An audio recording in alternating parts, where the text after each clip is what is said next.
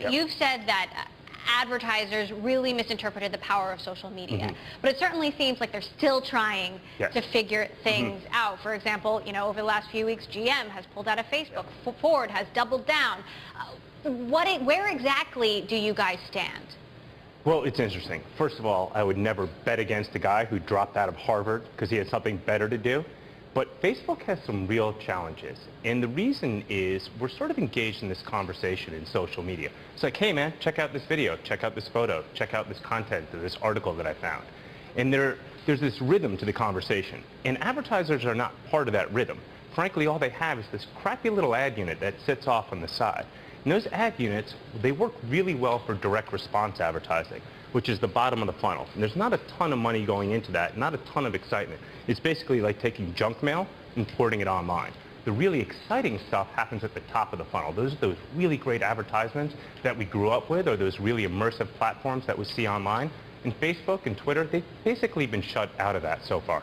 So how would you compare Facebook to Google right now, for example?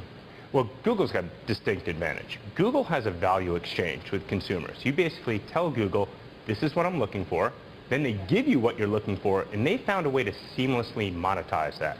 Facebook hasn't figured that out. Facebook is still caught in either we're going to have ads that people ignore, or we're going to be forced to interrupt you, and neither of those are ideal.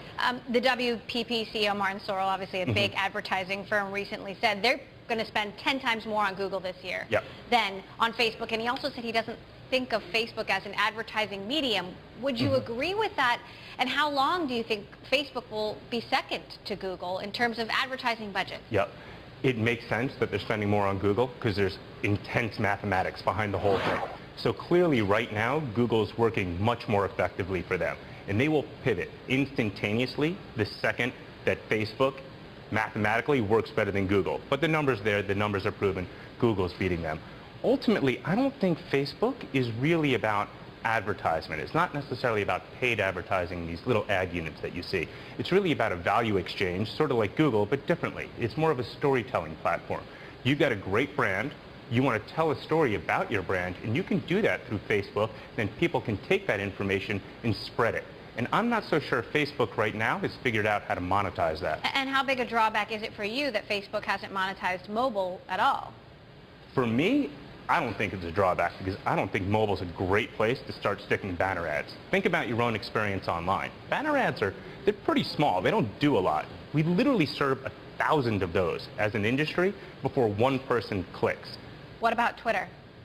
Twitter hasn't figured it out either. Twitter's incredible, right? There's a ton of information, there's a lot of value being provided, but when was the last time anybody saw a Twitter ad that really set their soul on fire?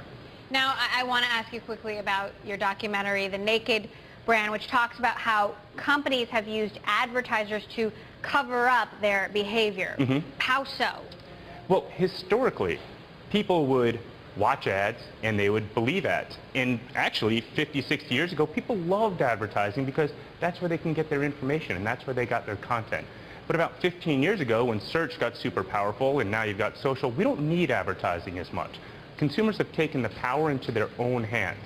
They can find products, brands, information. They know if companies are ethical. They know if products are great or poor. So advertising gets largely ignored. 9 out of TV ads are now completely ignored.